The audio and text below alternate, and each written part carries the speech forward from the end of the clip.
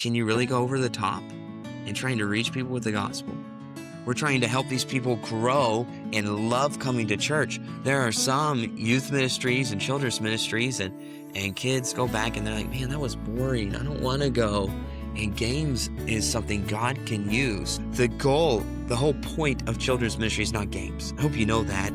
It's not games. It's not fun. This is just something God can use to help bridge us to gospel, to planting truth, to spiritual growth. Hello and welcome to the Great Commission Toolkit podcast. I'm Chase Williams, and I'm glad you joined us today.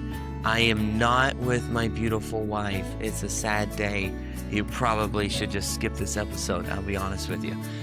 But we're going to do it, and it's going to be fun. But we're going to do a series on this training conference that we recently did, a kids ministry training conference. And we're going to go over a few things in this book. And here's the goal. The goal is for this to be a resource for individuals, for youth pastors, for children's pastors, for senior pastors, but it to double as something churches could do together.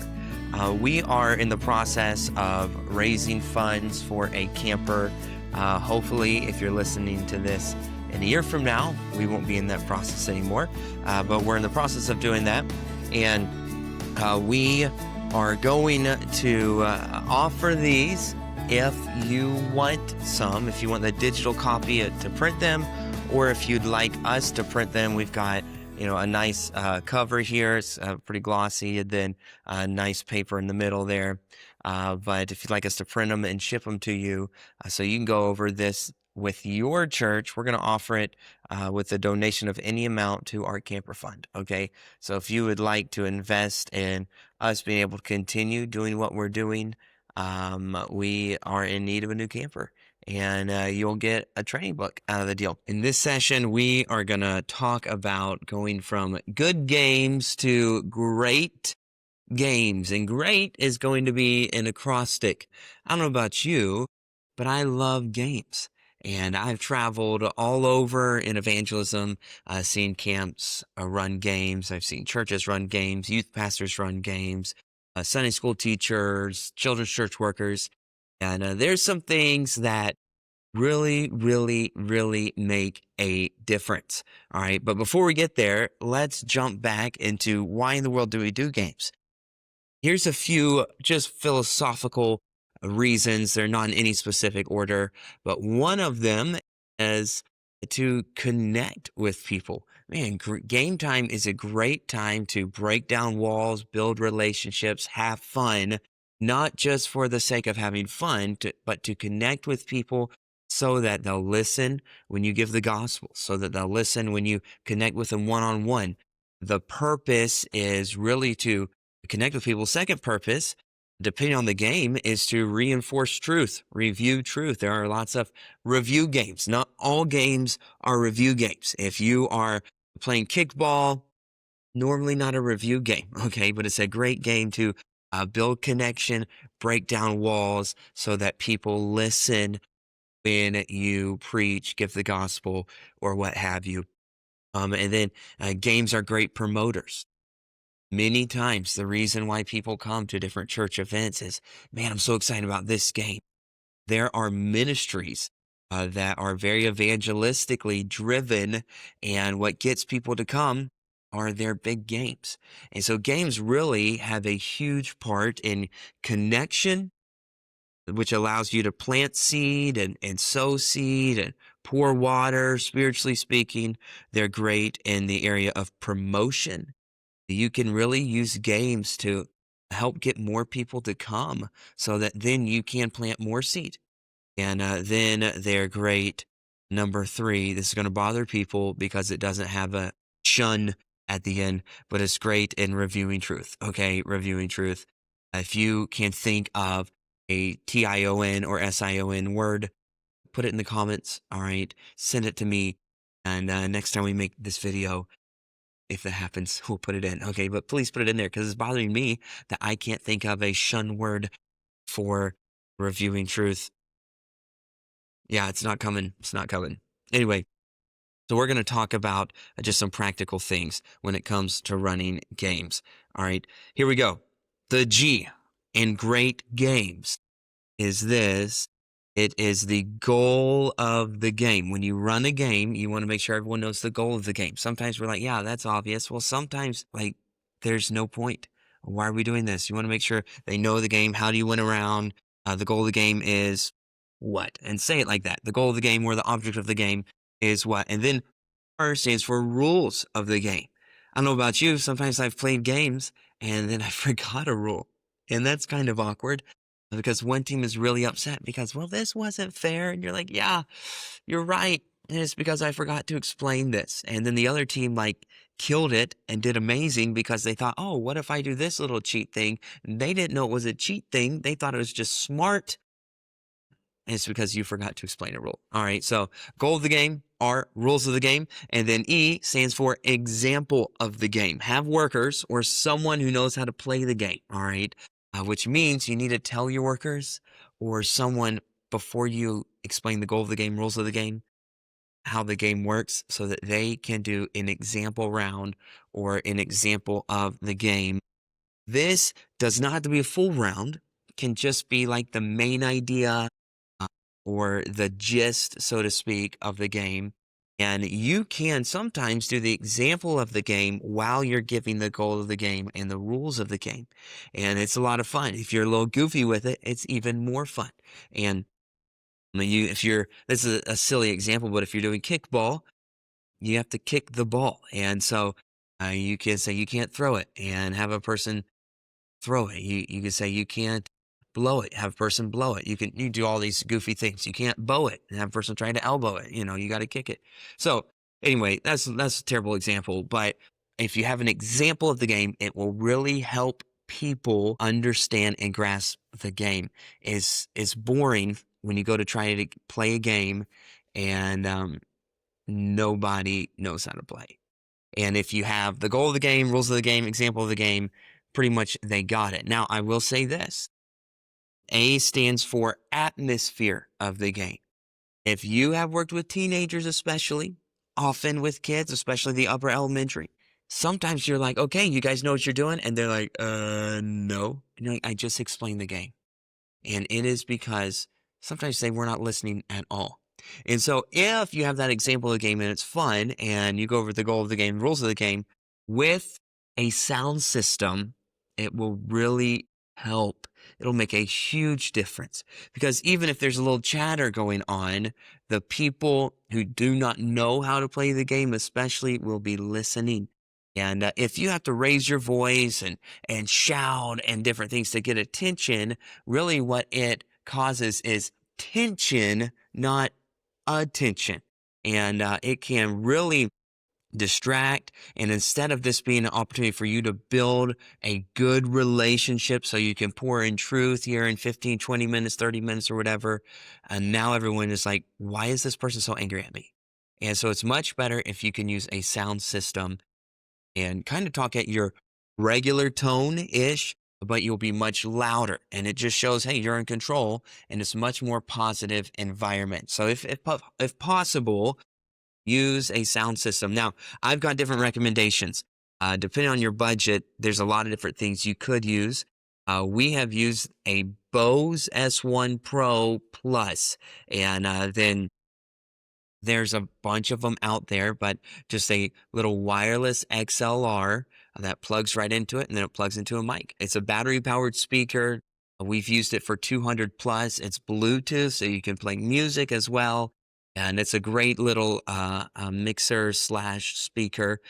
Samson is a little bit of a cheaper setup. It's not quite as high quality, but Samson speakers, there's a lot of different ones out there, and they come with a bunch of different mics as well. And then EV has some battery-powered speakers as well. EV, if you just Google EV battery speakers, you'll find them. They have an 8-inch, which probably would be appropriate for around 200, depending on the environment. And then they have a 12-inch, which you could do more speakers as well. They all have Bluetooth, and they would be appropriate, really inside, outside.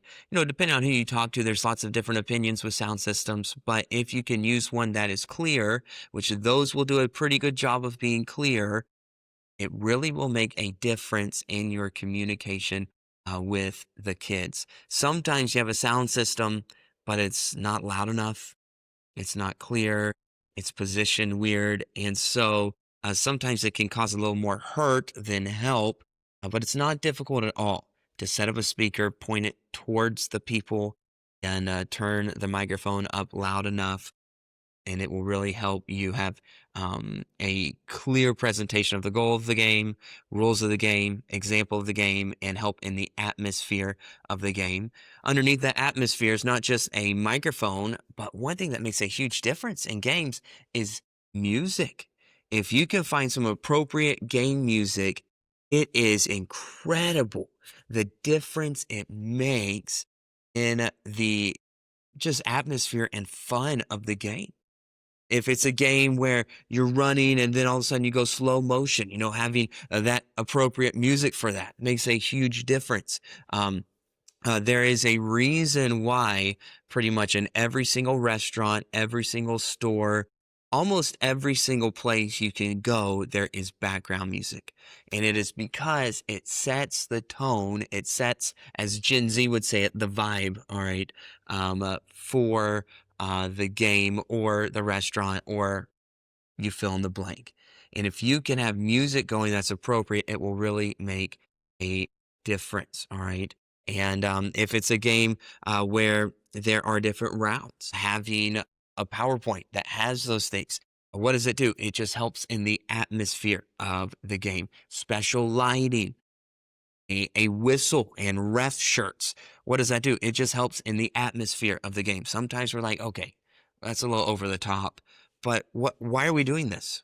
Okay, one of the reasons is to reach more people with the gospel. In my opinion, can you really go over the top in trying to reach people with the gospel?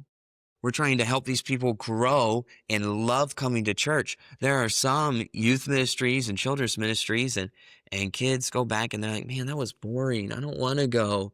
And games is something God can use to help people just love that aspect of youth ministry, children's ministry. Now, the whole point of children's ministry is not games. I hope you know that. It's not games. It's not fun. This is just something God can use to help bridge us to gospel, to planting truth, to spiritual growth. And so the atmosphere of the game, really put thought into that and go for it, and adjust it as needed, and get feedback, get people cheering.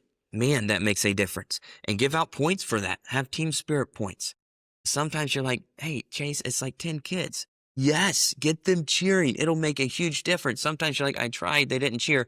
What you need to do is get your workers to cheer as well.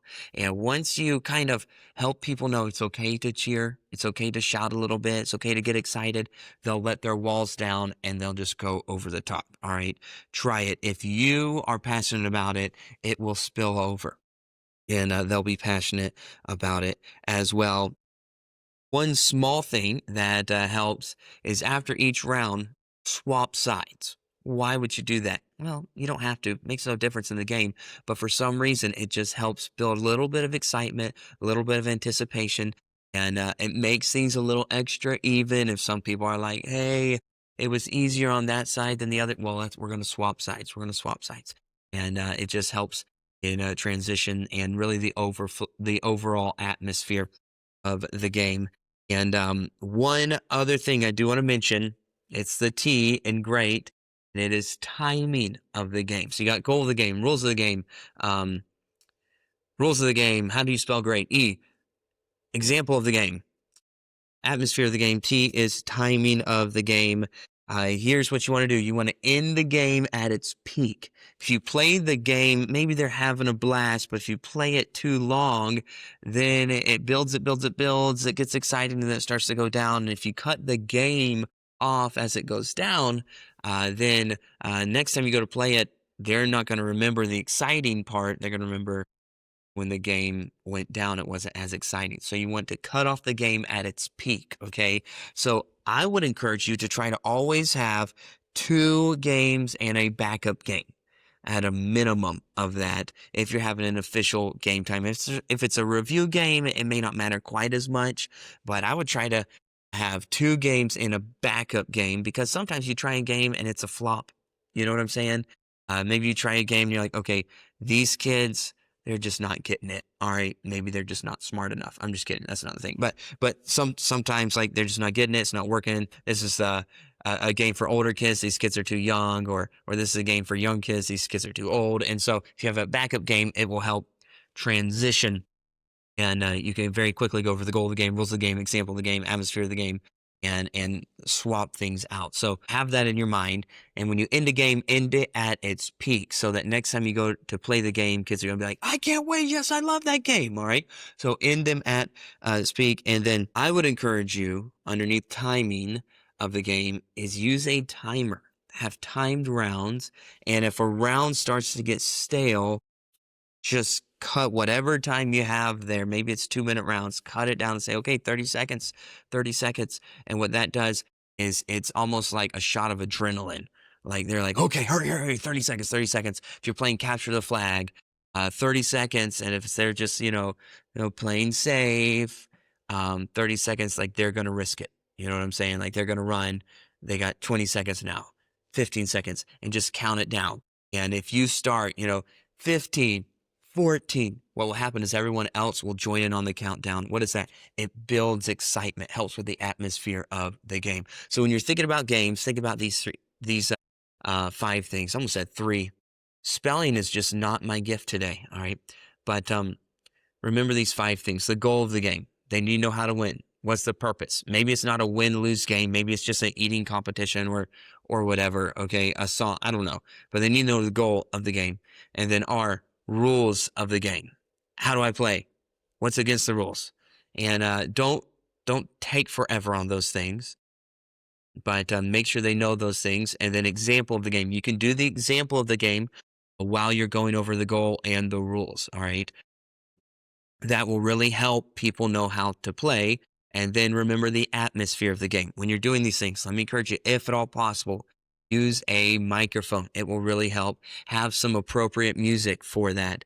And when the game starts, turn up the music. When you talk a little bit, turn it down. You can MC when you're doing the game. Oh, this person, they got him. Oh, they missed bad. You don't be rude, okay? But just you can have some fun with that, and talk about or make sure you put thought into the atmosphere of the game, and then in the game, timing, that's what T stands for, in the game at its peak, and have timed rounds, and things like that will be very, very helpful in you going from good games to great games. What's the point?